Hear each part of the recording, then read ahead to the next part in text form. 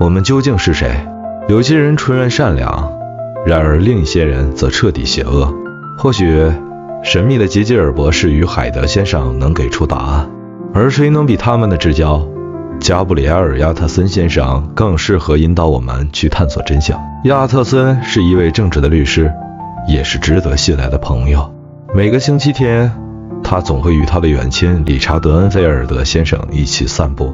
某次散步时，恩菲尔德指着一棟陰森的建築，告訴亚特森最近发生了一件怪事。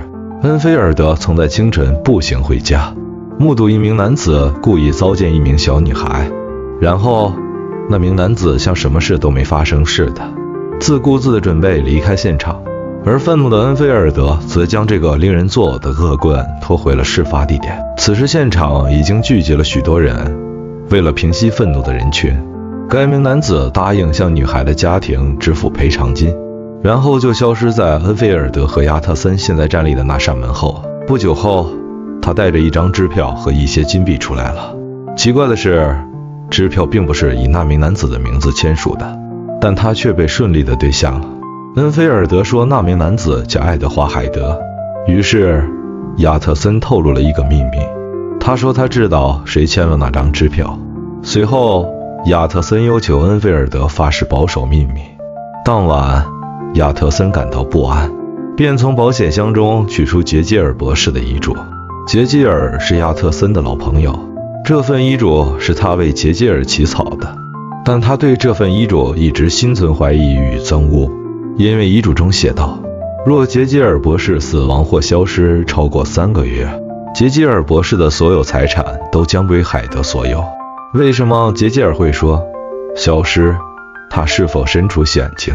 為何杰基爾博士會受到像海德這種惡棍的控制？於是亞特森拜訪了另一位老朋友蘭尼恩博士，想看看他是否知道些什麼。蘭尼恩承認他與杰基爾之間已漸行漸遠，並強烈反對杰基爾對不科學的胡言亂語的痴迷。而蘭尼恩也表示從未聽說過海德這個人。那天晚上，亞特森決定去尋找海德先生。他在恩菲爾德曾提到的那扇門外守候。終於海德出現了。亞特森自我介紹，說自己是杰基爾博士的朋友，便要求進屋，但海德態度粗魯，拒絕合作。在海德關上門之前，亞特森特地仔細打量了他的面貌。2周後，亞特森在杰基爾的宴會上終於有機會與杰基爾對峙。當他詢問海德的事時，杰基爾變得防禦性強烈。他承認確實發生了一些古怪的事，但一切都在他的掌控之中，並且海德不會消失，且將會一直存在。所以亞特森必須遵照遺囑條款處理。亞特森懷着沉重的心情，答應了杰基爾的要求。1年後，倫敦因一樁駭人聽聞的謀殺案震驚不已。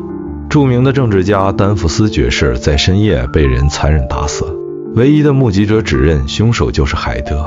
由於亞特森認識死者，他被請來協助警方並確認身份。亞特森帶着調查員直奔海德的住所，那裡顯然被匆忙搜刮過，而海德已經逃亡無蹤。亞特森隨後去見杰基爾博士，此時杰基爾的外表竟出現驚人的變化，他顯得蒼白而虛弱。杰基爾聲稱他已經與海德徹底斷絕關係，並交出了一封海德留下的信。當晚，亞特森將這封信給他的書記員看，他們在比較了信中的字跡後，發現這封信的筆跡與杰基爾的筆跡幾乎一模一樣。亞特森感到疑惑，為何杰基爾會甘冒風險為一個殺人犯寫這封偽造的信件？時光流逝，海德並未再度出現，而杰基爾也彷彿重獲新生，重新投入社交活動。然而就在幾個月後，杰基爾再次閉門不出。亞特森拜訪蘭尼恩，發現蘭尼恩也變得蒼老虛弱，並坦言自己受到極大的驚嚇，可能永遠無法恢復。他還透露，他與杰基爾之間的友誼已經完全結束了。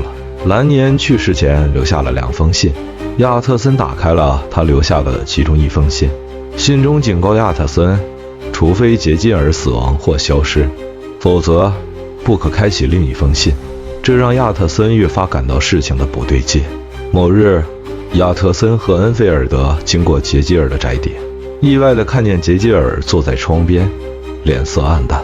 傑基爾對他們說他感覺極度低落，卻不料笑容忽然轉為恐懼，並迅速關上了窗戶，消失在房內。這把亞特森和恩菲爾德嚇壞了，但他們也只能無言地走開。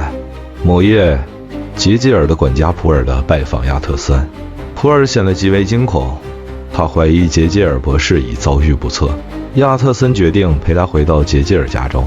在傑基爾的實驗室外，普爾斷言裡面的人並非傑基爾，他們破門而入，發現海德穿着傑基爾的衣服，顯然已經服毒自盡，但傑基爾卻不見蹤影。最終，亞特森發現了傑基爾留下的信件，信中承認傑基爾已消失。亞特森讀了蘭尼恩的另一封信後，才得知其實海德實為傑基爾的另一面，兩者在同一軀體中共存。傑基爾借由藥物將自己分裂為純善與純惡的兩個人格，但最終因無法控制海德的力量，而導致悲劇發生。這個故事揭示了人性中的掙扎與黑暗，讓我們質疑自己是否真正準備好面對內心的真相。